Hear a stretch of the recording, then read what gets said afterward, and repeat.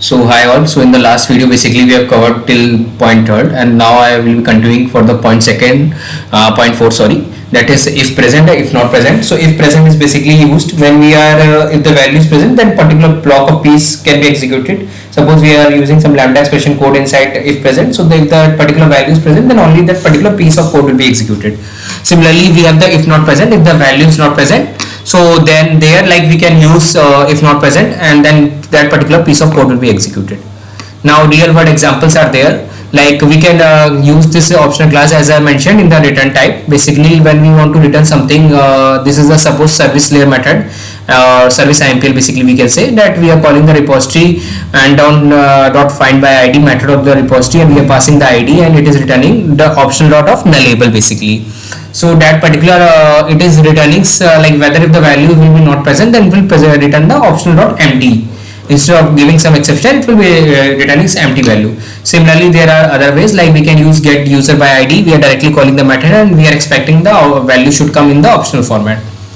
And dot if present, as I mentioned, that we can go dot if present, and if the value is not present, then it will give if the value is present, then only this piece of code will be getting executed. So this how the optional works. This was the basic idea. Let me go on with the code. So let me try from starting what we will be doing here.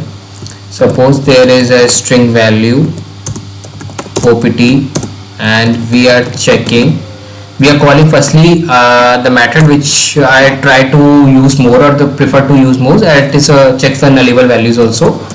Suppose Mohit is there,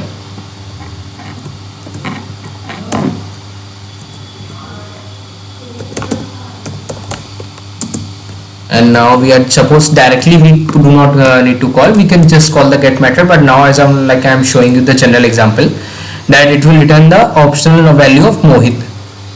Okay, so this is the way. And another way, suppose if we are just passing the null value, so let me check what it will give now, whether it will give the null pointer exception, or it will give the option not empty. It is returning, it is not throwing any null pointer exception. Okay, so now what we can do,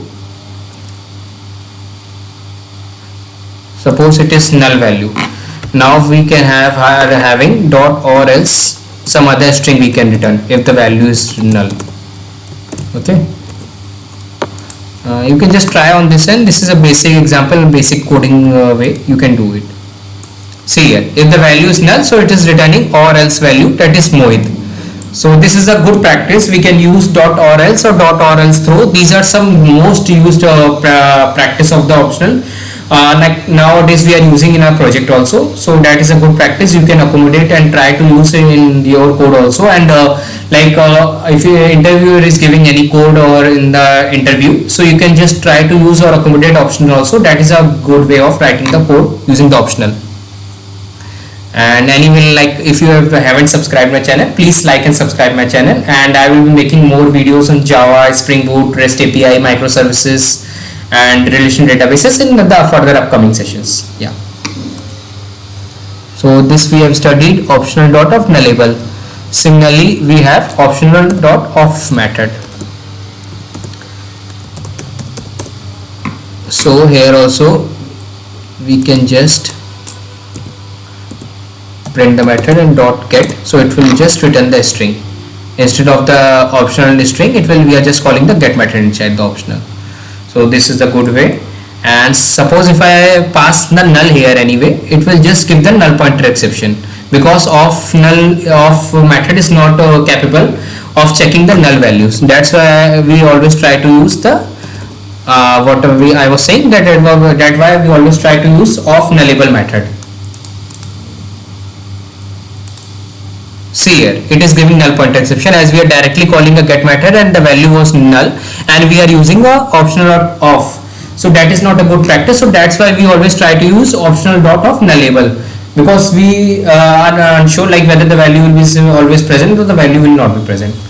So these are the some general practice, and you can just go on and just use dot if present, dot if not present, and apart from this, like you can use dot or else throw. Just have a look on it, and let me know like if you need any further sessions on it.